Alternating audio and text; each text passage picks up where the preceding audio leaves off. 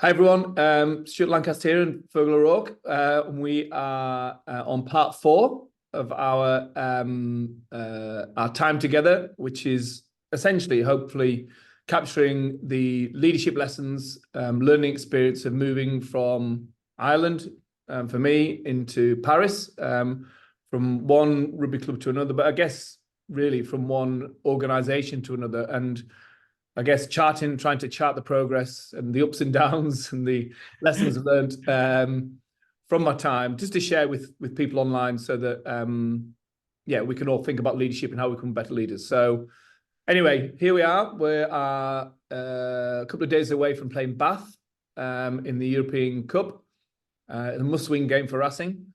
And Feargal will quiz me, as he always does, about the last 3 or 4 months since we spoke. Yeah, it's literally it's the beginning of November since we spoke last, Stuart, actually, and I'm glad to see you're branded. You've got into the marketing department. You're fully branded now in the Racing gear. And I'm actually in the this is the coach's office. So when previously we've spoken, I've been at home, but no, I'm actually it's a day off today. But I've had 2 or 3 meetings already, and obviously now with you. Well, let's just summarize what's happened since we spoke last. I mean, when we last spoke at the beginning of November, the World Cup players were coming back. You were starting to integrate them. You've had a block of 10 matches since then. And, you know, as I said to you before, I follow them online when they're not on live. And you've had a couple of last minute heartbreaks and a couple of last minute wins. You've had in the top 14, you've had 5 wins and 3 losses. And if you look at those losses, by 4 points against Bayonne, 5 points against Clermont, 6 points against Toulon. If you look at the wins, a 2-pointer against Lyon, 4-pointer against Stade and Cast. And you've lost the 2 Champions League games. So if this was in your former organisation, 5 wins and 5 losses would be considered a disaster. But you're top of the French league by 4 points, 7 points clear of third place. If you beat Bath at the weekend, you're right back into the mix for the knockouts. Do your objectives and results, if you're judged by results, do you have a different standard here now in Racing, given the way the top 14? I guess I'm very, very lucky at Leinster in that our success record was incredible, really. No matter what time of the season, generally, you know, obviously the business end, it came to finals rugby, that's a different kettle of fish. But actually in the period I'm in now, we generally go probably with a 90-95% win record over the course of 5, 6, 7 years. Now, I was very aware coming to Racing that last year, I think the team that won the top 14 played 26 and lost 9. That was the team that won the league.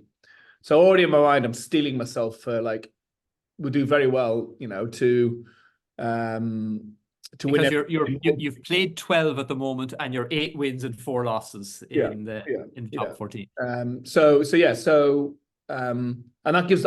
puts us top. That puts us top because we've got bonus points. So because those close margins, the defeats and the victories, and the bonus points we've got when we've got extra tries. It's a different bonus point system, but we've had more tries in the opposition, so that's why we've got the lead in the tournament. But yeah, no, it's definitely more challenging dealing with defeat than dealing with victory, fairly obviously.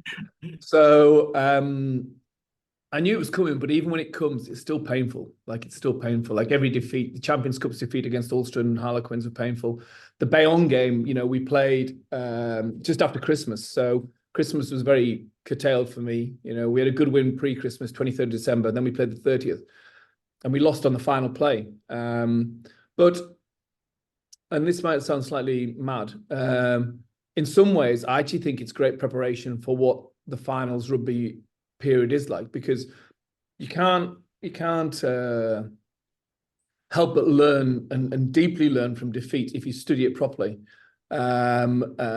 And how those learnings can help build success in the future, particularly when you've got a new team. So let's go back to the start. You know, I'm a new coach with a new coaching team, with a new group of players who are playing a different style, a different calling system, a different working week, and the integration of 10 players halfway through the first block of the World Cup. So 10 of the best players have turned up, but they're so far removed from what we've been doing. You know, it's another reintegration process. So, and then you layer in changing the team to create opportunities, trying to create cohesion, and you're playing against highly motivated teams who want to beat you. So it's tough. It's a tough challenge, but of course I would like to have won all the games, but the learning we've got from the defeats has been absolutely incredible, really. And I do think it's shaping us and making us a better team in the long run. But I wouldn't, every time we lose, I wouldn't wish it on anyone, you know. But for me, as long as you use defeat in the right way, and the Monday morning review process is a good learning experience, and we collectively buy into it together, and we're in it together, and we learn together and we move on together, then actually it's helped us grow. It's helped us grow. And one of the results that stood out for me was the away win against Stad, who are also doing quite well this year. Again, learnings from winning, you know, was that for you? Yeah, definitely. Yeah, definitely. I mean, rare. that was, I mean, obviously been a Parisian derby. That was emotionally a good moment for connecting the group together. You know what I mean? The changing feeling you get from that sort of victory away from home in difficult circumstances.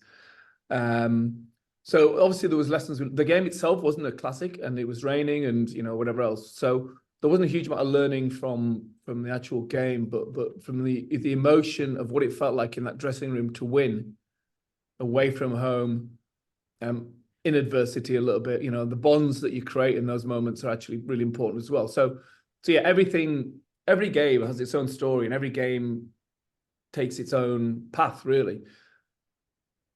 And I've become experienced enough now to know that you've just got to sort of ride with it. But the real art, I think, is what you do after it. What do you say in the change room after the game? What do you say on the Monday morning? How do you capture the learning, and then you move on to the next game? That's the bit that it's really made me think, because obviously then you layer in the communication problem, not the problem, the barrier, because I'm still learning French. And I want to come back to that. Yeah. You know, how that goes. So yeah, it's really made me think. Like a coach texted me the other day and said, "How are you getting on?" And I said, you know, I'm really thinking more deeply about selection. I'm thinking more deeply about what I say in meetings. I'm thinking more deeply about how I plan rugby training sessions, how I deal with one-to-one situations. The other thing that's probably a factor at the moment, which is probably relevant to leaders who listen, is contractually, we're in that period, January, February time, where decisions need to be made, and players who might be going or might be staying, you know, and that's just in the background. Some staff are out of contract. Okay. How you deal with that. And so it's and you know, you're dealing with also just the reintegration of your own family and everything else living in France, you know, and trying to manage Christmas. When you talk there about, you know, you're thinking more about communications, you're thinking more about your one-to-ones, but is it a case, Stuart, of you're just more informed? You have those initial few months under your belt. So, you know, when you were communicating initially, you're really doing it against a blank canvas, where you're just a little bit more informed now for those discussions. It's not that you're thinking more than you thought about 4 months ago. Yeah, no. I mean, yeah, I guess I'm just comparing it to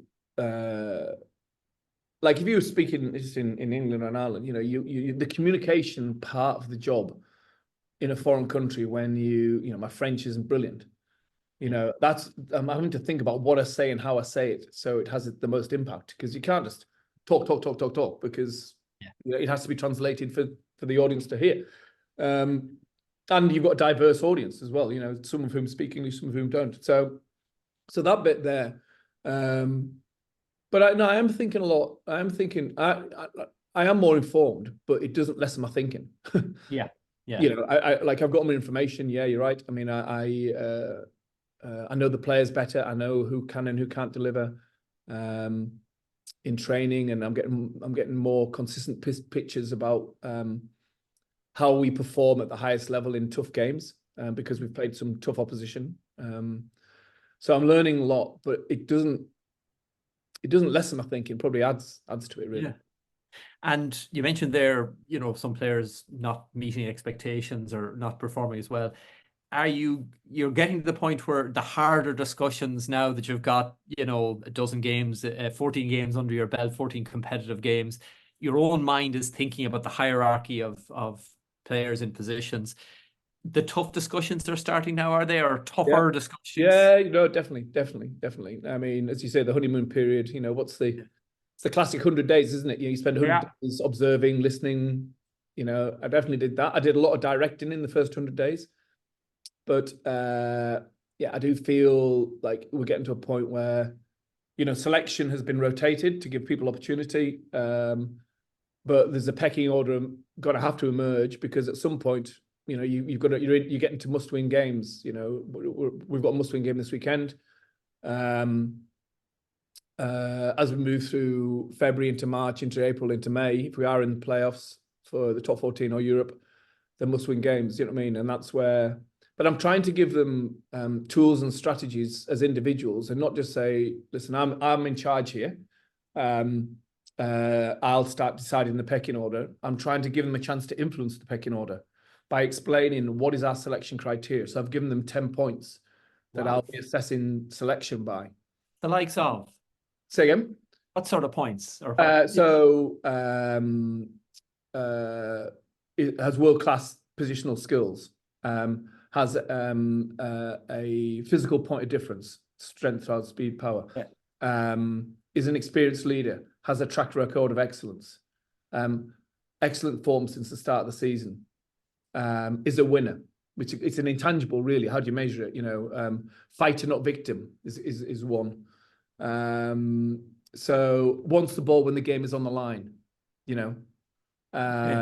So I give them these sort of 10 criteria, some of which are measurable. Am I fit? Am I fast? Am I powerful?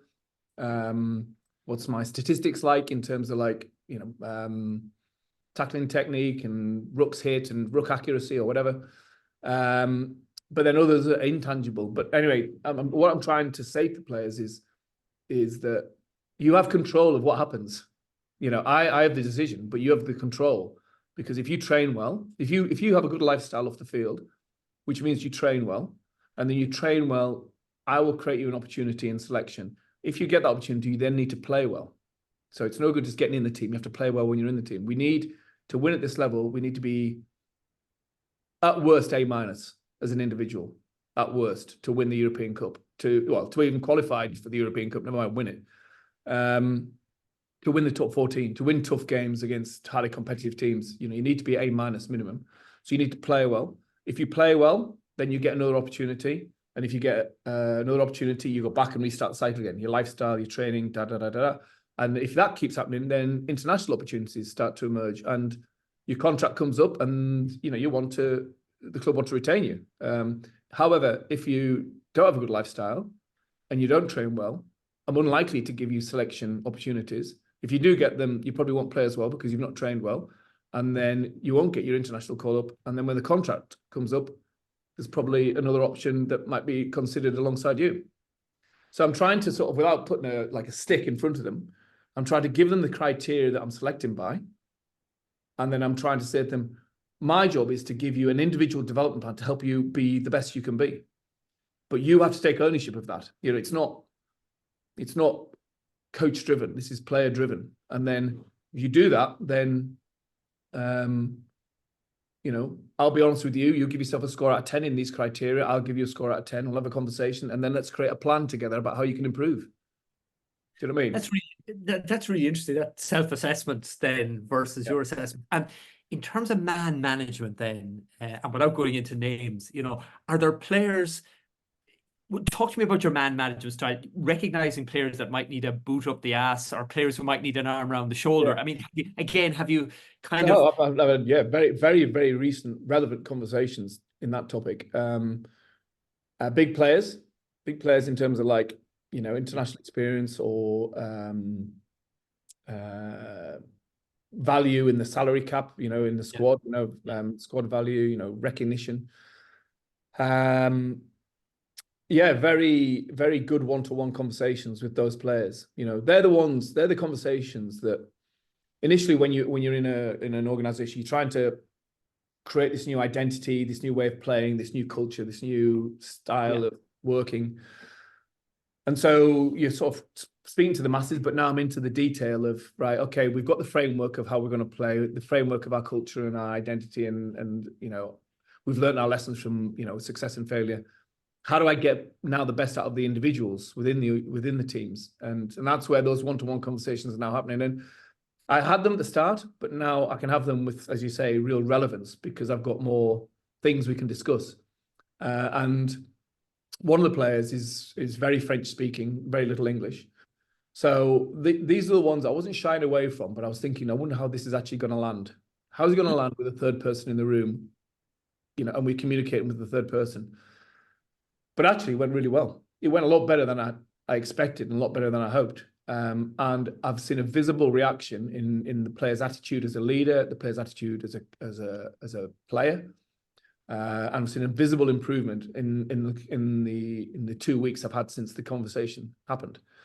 I've done 3 or 4 of those recently, and in every time I've had the one-to-one, there's been a visible improvement. Wow. And some are a bit like the self-assessment. So I've got various self-assessment tools so they can assess their own performance. So it's a physical, write a score down, bring it to me, and let's have a chat about it.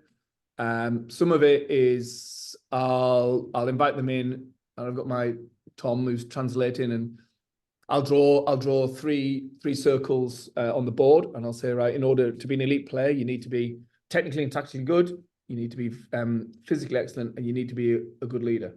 Okay, just give me a score about how well you think you've done over the course of this season so far.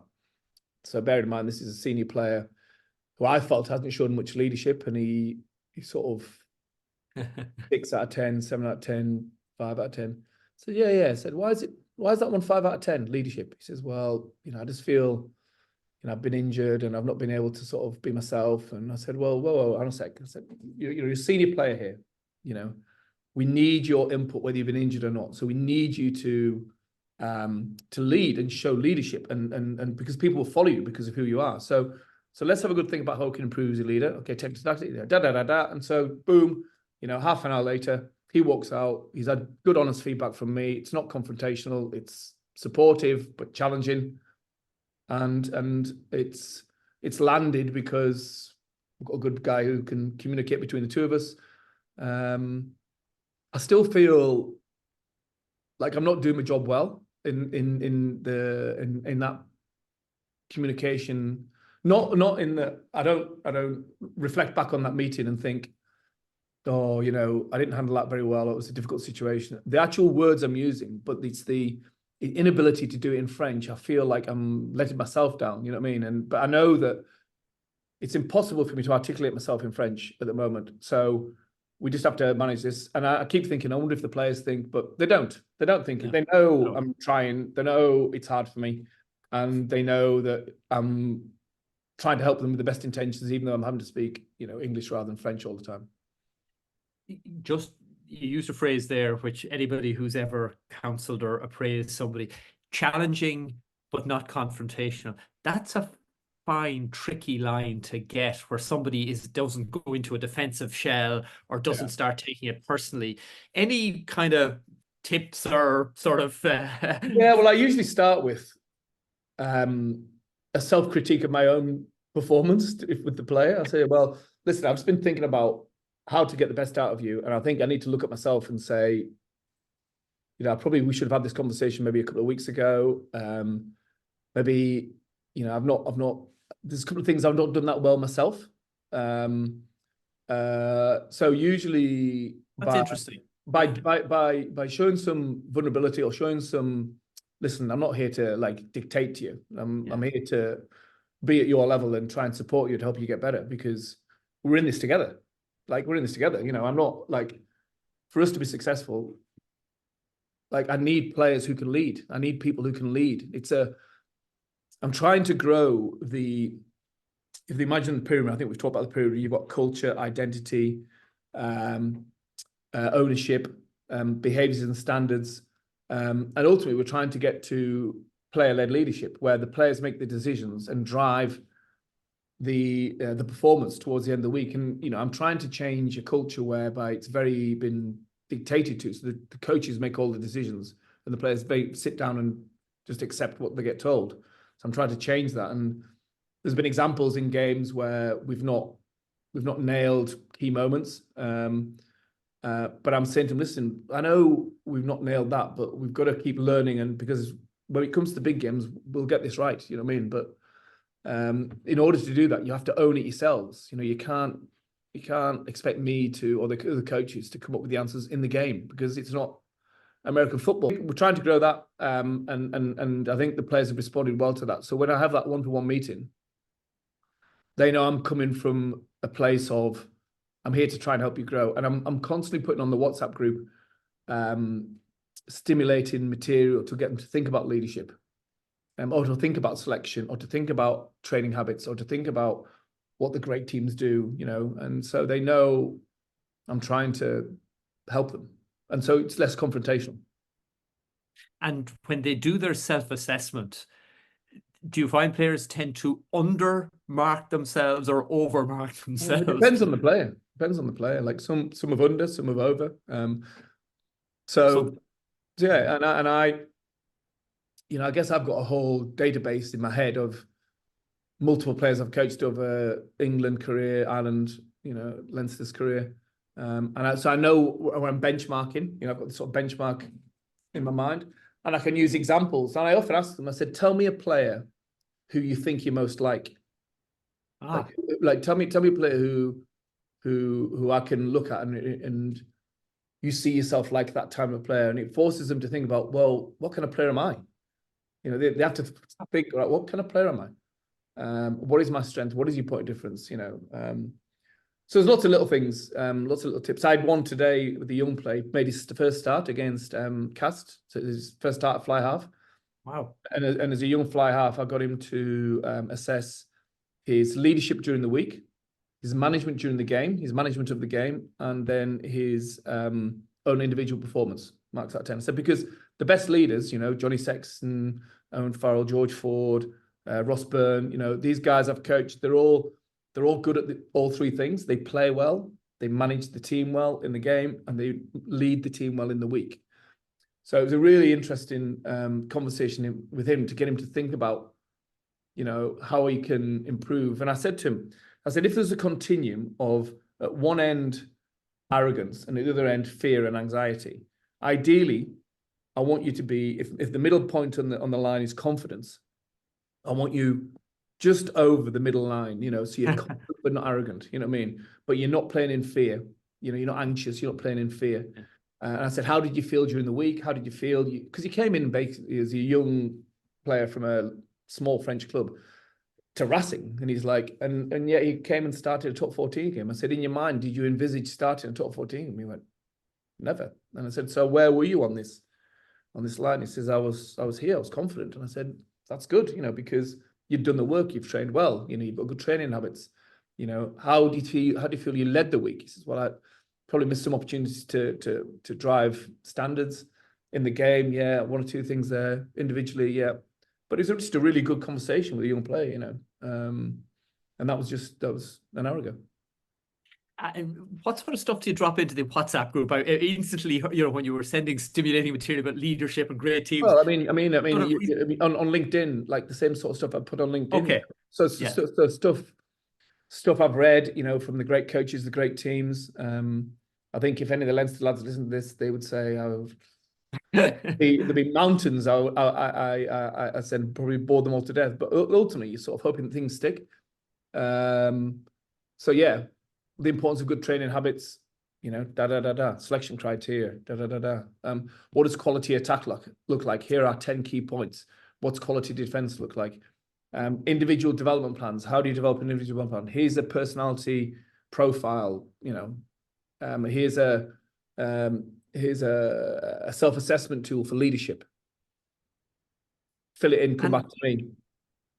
Even for a new out half in his first game, you're looking for a certain level of leadership, Stuart. Yeah, definitely. And I think one of the things particularly in the younger generation of players in rugby, I'm not sure if this is true in business, but like they're quite rare to find, like the people who are prepared to speak in a meeting, who are prepared to sort of lead and stand up and talk, you know, he's 21, you know, so he's still young. But he did a great job, really. You know, he did a really good job. The other thing, just what it's crossed my mind actually, as I was thinking about the sort of reflection piece, is it's then like the staff. So I've got a coaching team, obviously Dimitri Stalzeski, Freddie Michalak, Joe Rococo, Yannick Nyanga, Bernard Leroux. So these guys are like young. Well, I say young, they're 40 years old, but you know, they're 2, 3, 4 years into their coaching careers. So I've engineered a day just up there, like it's the Thursday of the Toulouse week, so it's the day off. So I said, right, we're going to have a coach's morning, and we're going to have a mid-season reflection of how we're doing as a coaching team. And we're going to give them an exercise to do beforehand about what good practice looks like, get them to score themselves, and then we'll have a conversation. And then the following week, I've got the sort of like the team manager, the general manager, the head of sports science, again, a sort of mid-season. So it feels like, you know, if you're here, and I've just had a player in today, ironically, who would want to stay, and because of the challenge of the salary cap, you know, you can't keep everyone all the time. And he's a great player and a great guy. And it's not certain whether there's going to be enough space in the cap for him. But he said, you know what, I said, I just feel like I've developed loads in the last few months. He said, I feel I'm learning. I feel every day I'm challenged. You know, it was just such good feedback, you know, to feel like an experienced player who's been at many clubs really feels like, you know, I don't want to go. Yeah. I want to stay because I feel like I'm getting better here. And I think if you've got that culture, you create that culture, then what you find is good people want to come. And then good players you've got don't want to leave. And if they do leave, they go, actually, you know, really, really enjoyed my time there. I felt I grew as a person as well as a player. At the start of this Odyssey, you talked about the allocation of your time and, you know, how much would be spent on the pitch training, which you love, and then how much, because you're now the number one, you're going to get caught up in things like squad selection for next year and dealing with the media. Talk to me about the allocation of time versus what you hoped it would be and how it's kind of playing out now. The proportions are shifting, but not all that's happening. I'm still spending as much time on the coaching. I'm still spending much time on the coaching, the preparation of the coaching, the on-field coaching, the thinking about the session content. I'm still spending as much time, but it now means I'm getting up at 5 o'clock in the morning. You know, so I'm just like, my days just got longer because the management stuff is beginning to sort of not pile up, it's starting to accumulate. Now, I'm fortunate in this week, because it's been a really busy week this week on a variety of fronts, that Nina's actually gone back to the UK and the two dogs are back in the UK, in Leeds. So I've you know, basically been working non-stop, but you know what I mean, I've just been like going home, eating, getting up. So I thought I'll have a really good window while Nina's away, and get as much done as I can, and then try and hit the sweet spot between work-life balance, you know, when she's back next week. But yeah, no, there's definitely a squeeze, and I'll give you a good example. Like the referee for the weekend, we need to give him some feedback. I'm starting thinking, I just don't have time. Dimitri, can you just deal with the referee feedback, please? Lauren, can you speak to the referee from the previous whatever? Tom, can you just make sure, you know, the logistics for this are organized? This is what I want. Can you just make sure it's done, please? You know, so I'm trying to delegate. Delegate. Exactly. But the challenge, the problem you enunciated there would be, for those leadership listeners, would be very familiar of, you know the things that's important to you, that you want to keep most of your focus on, but a recognition that there's a lot of other stuff that needs to get done. And at least you're recognizing you can't do it all yourself. And you're because it would only dilute your effectiveness. So you're handling it, and I think I'm efficient. Yeah. Like, if I've got jobs to do, I can go bang, bang, bang, bang. You know, I can, if I'm particularly, it depends on, I guess, your work style, but I'm best in the mornings. Like, I can get in here, I can be in the gym, done, sat, in this room where I am now for an hour and a half on my own, and you know, I can get a lot done in that window. When I get home at night, like, you know, I tend to want to like Unwind. do it, but I'd rather not do it, you know. And so I'm definitely getting better at efficiency. But there's a lot of preparation, you know. There's a lot of like, you know, you do a training session on, say, yesterday, and I create a 40-minute training session that has multiple decisions for the players to make, and it takes time to assess that training session. It takes time to clip it together. It takes time to put it into a movie. Say we lost against Bayonne on the 30th, you know, and then it's a short turnaround. Or we've played Bath this Sunday, and we've got Cardiff the next day. We get back from Bath late on Sunday night.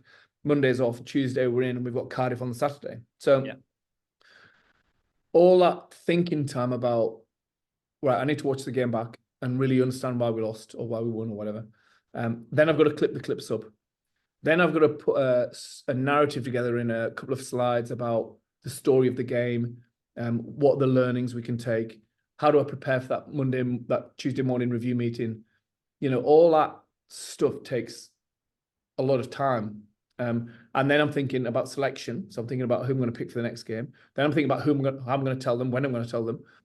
And then I'm thinking about, right, what's the game plan to beat Cardiff? And then I'm thinking about, right, what's the training session? Who's available to train? Who's injured? Who's not? What numbers have we got? Okay, we've now got 36 training. So what does that mean in terms of my session design, my session content? And at the same time, the door's knocking because the president wants to speak about a players without contract, and, you know, da-da-da-da-da. You know, and that's the life. I'm not saying it's not different from, you know, Johan van Graam at Bath or Leo at Leinster. That's the nature of the job. That is the nature of the job. But the trick for me is not to get dragged into all the management stuff as best I can. I think I'm doing okay. It's a demand. It's an extra cognitive load because of the language.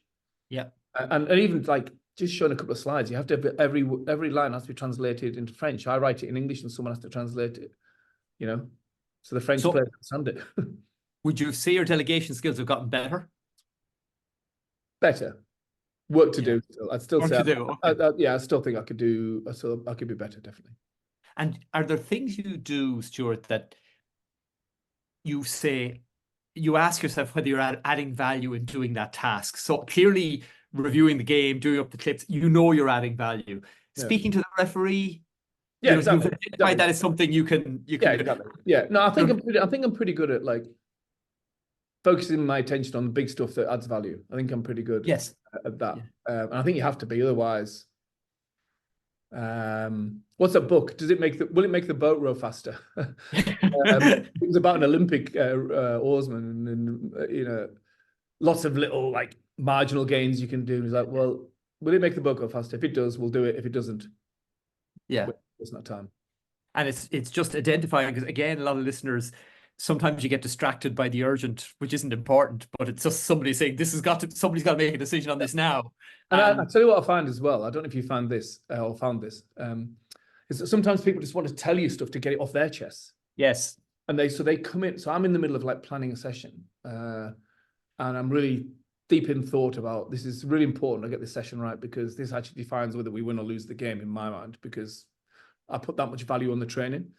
And then someone goes in, oh, I've just got a couple of things. I'm like, is this really important right now?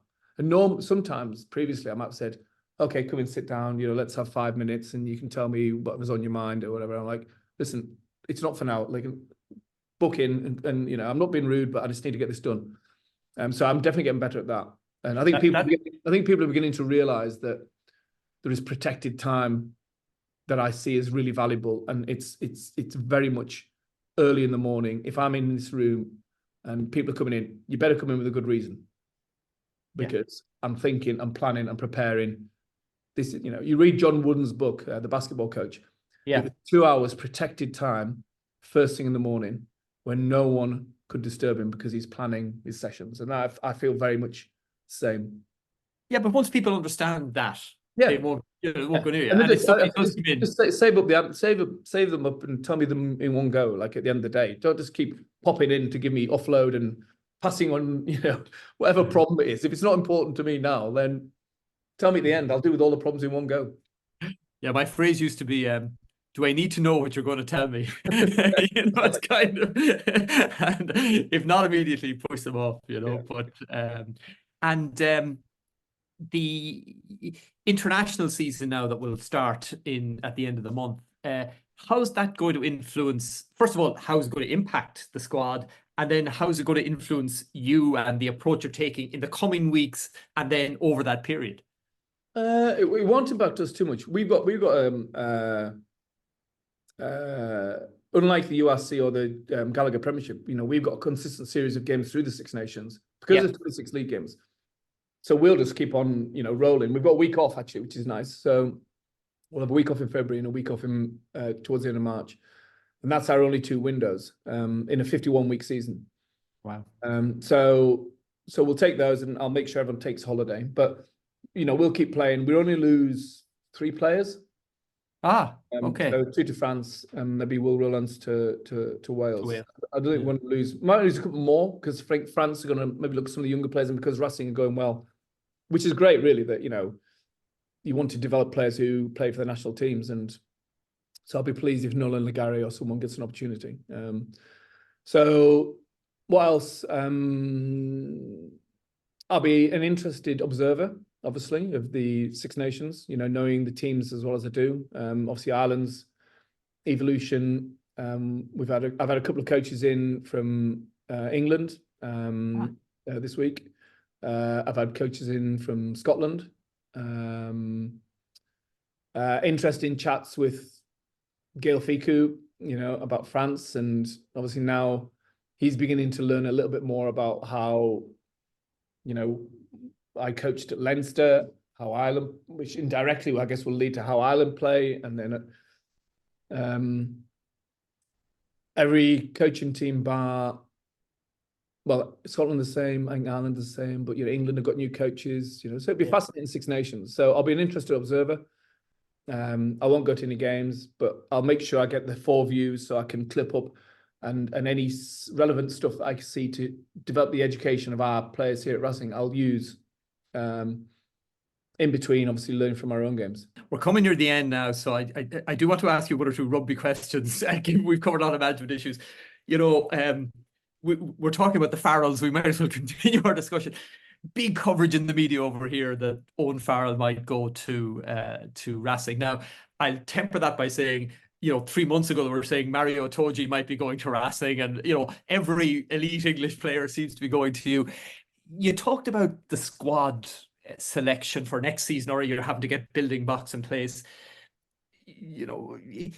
Without getting specifically into the Owen Farrell thing, but you've got a salary cap, you've got players you want to keep, players you'd like to keep. How are you detailed? Are you really involved? Like, would you go to the president and say, I want player X, or how does that all work? Yeah. I mean, it's complicated. It's like putting a jigsaw puzzle together, but you don't have all the pieces all the time, because obviously you've got knowledge of players who are in contract. You've signed new players for next season who what you've signed them on and what that is going to count in the cap. And then you've got a group of players we'd like to sign, a group of players who are out of contract. And so, but you're dealing with people's livelihoods, so you've got to be an agent and, everything else. So the way it works is that Laurent Travers, who was last year's head coach, who's now the president, he's the guy really that drives the actual finances. We've got a CFO who would also, he'd be in charge of the figures. So, there is a cap that is adhered to, and you've got to try and make the squad that you want fit in there. So, of course, I'm going to have an input in it, because there are relationships I have with players that mean that they potentially would consider Racing as an option. But if they're to come, then that means that chunk of money is going to go to that player, which means the knock-on effect is it's going to affect this.